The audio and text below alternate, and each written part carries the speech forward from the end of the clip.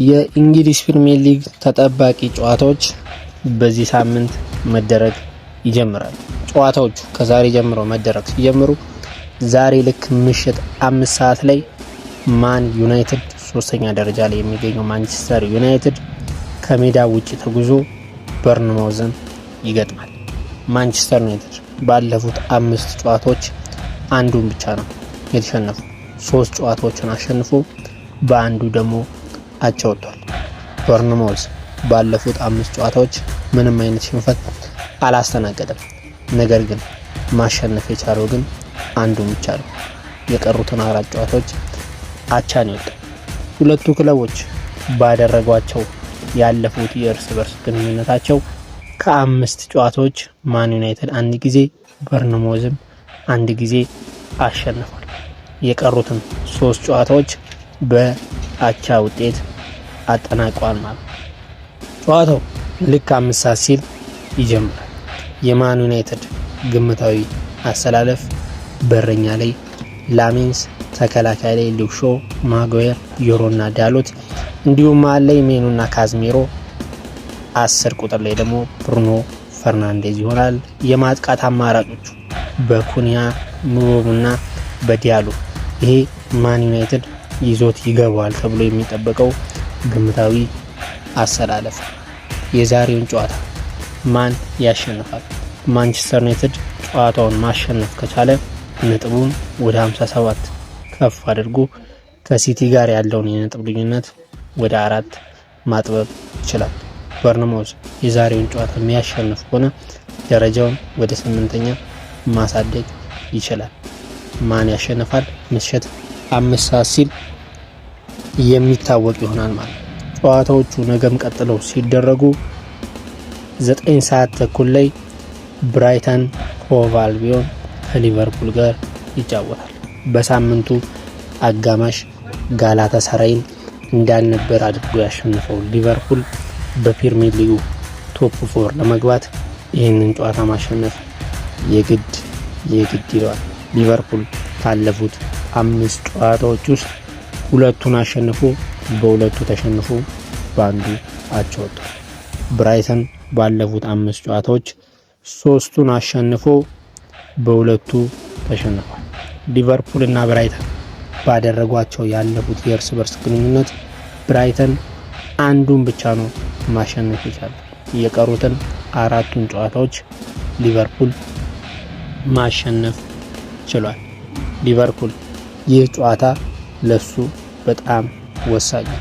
በቀጣዩ ዓመት በሻምፒየንስ ሊጉ ለመሳተፍ ይህንን ጨዋታ ማሸነፍ የግድ ይሏል። ጨዋታው የደረጃ ለውጥ የሚያመጣ ሲሆን ሊቨርፑል ጨዋታው የሚያሸንፍ ከሆነ ነጥቡን ወደ 52 አድርጎ አስቶን ቪላ እስኪጫወት ድረስ የ4ኛ ደረጃን የሚረከብ ይሆናል። ብራይተን ደግሞ የሚያሸንፍ ከሆነ ደረጃውን የሚያሻሽልበት እስከ 8ኛ ደረጃ ድረስ ከፍ የሚልበት ውጤት ይሆንለታል። ጨዋታው ቅዳሜ 9 ሰዓት ተኩል ላይ የሚደረግ ይሆናል። ጨዋታውን ማን ያሸንፋል? ምሽት 2 ሰዓት ተኩል ላይ ኤቨርተን ከቼልሲ ጋር ይገናኛሉ። ሁለቱ ክለቦች ያደረጓቸውን ያለፉትን 5 ጨዋታዎች ስንመለከት ኤቨርተን ካደረጋቸው 5 ጨዋታዎች 2 አሸንፎ በ3ቱ ተሸንፏል። ቼልሲም በተመሳሳይ 2 አሸንፎ በ3 ተሸንፏል። ቼልሲ ባለፉት 3 ጨዋታዎች ምንም ማሸነፍ አልቻለም። 3ቱንም ጨዋታዎች ተሸንፏል። ሁለቱ ክለቦች ያደረጓትን የእርስ በርስ ግንኙነት ስንመለከት ኤቨርተን 1 ጊዜ ሲያሸንፍ ቼልሲ 3 ጊዜ በማሸነፍ የበላይነቱን ይዟል። በቀረችው 1 ጨዋታ ደግሞ አቻ ወጥቷል። የሁለቱ ክለቦች ጨዋታን ወሳኝ የሚያደርገው በመሃላቸው ያለው የነጥብ ልዩነት 5 ብቻ ነው። ኤቨርተን አሸንፎ ከቼልሲ ጋር ያለውን የነጥብ ልዩነት ወደ 2 ማጥበብ ይችላል። ቼልሲ ደግሞ ቶፕ 4 ለመግባት ወሳኝ ጨዋታ የሚጠብቀው ይሆናል። እሁድ በሳምንቱ ተጠባቂ ጨዋታ ቶተንሃም ከኖቲንግሃም ፎረስት ጋር የሚጫወቱ ይሆናል። በሳምንቱ አጋማሽ ከውድድሩ ከሻምፒየንስ ሊግ ውድድር ውጭ የሆነው ቶተንሃም በሜዳው ኖቲንግሃም ፎረስትን ያስተናግዳል። ሁለቱ ክለቦች 16ኛ እና 17ኛ ደረጃ ላይ ሲቀመጡ ቶተንሃም በ30 ነጥብ 16ኛ ደረጃ ላይ፣ ኖቲንግሃም ፎረስት በ29 ነጥብ 17ኛ ደረጃ ላይ ተቀምጧል። ይህም ላለመውረድ በሚደረገው ትንቅንቅ ላይ ወሳኝ ጨዋታ ነው። ቶተንሃም ላለመውረድ ይህንን ጨዋታ ማሸነፍ አለበት። ኖቲንግሃም ፎረስትም ላለመውረድ ሲል ይህንን ጨዋታ ማሸነፍ አለበት። ቶተንሃም ካለፉት 5 ጨዋታዎች ማሸነፍ የቻለው አንዱን ብቻ ነው። እሱንም በሳምንቱ አጋማሽ አትሌቲኮ ማድሪድን 3-2 ያሸነፈበት። ኖቲንግሃም ፎረስትም በተመሳሳይ ካለፉት 5 ጨዋታዎች ማሸነፍ የቻለው አንዱን ብቻ ነው። እሱም በኢሮፓ ሊግ ሚድትላንድን ያሸነፈበት ጨዋታ ነው። በፕሪሚየር ሊጉ ጥሩ ጊዜን እያሳለፉ የማይገኙት ሁለቱ ክለቦች እሁድ ላለመውረድ ይጫወታል። ጨዋታውን ማን ያሸንፋል? የውጤት ግምታችሁን አስቀምጡልን። ሌላው ተጠባቂ ጨዋታዎች አስቶን ቪላ ከዌስትሃም።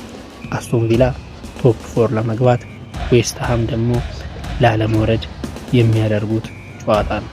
ኒውካስትል ከሰንደርላንድ የሚደረግ ሌላኛው የእሁድ መርሃ ግብር ነው። ፕሪሚየር ሊጉ በዚህ ሳምንት ብዙ የደረጃ ለውጦችን የሚያስተናግድ ጨዋታዎች ይደረጉበታል። እስቲ የእናንተ የውጤት ግምታችሁን አስቀምጡልን። ቶፕ 4 ለመግባት በሚደረገው ጥረትና ላለመውረድ በሚደረገው ጥረት ላይ ማን በዚህ ሳምንት አሸንፎ ተስፋውን ያለመልማል? ሰብስክራይብ በማድረግ አብራችሁ ቆዩ። አመሰግናለሁ።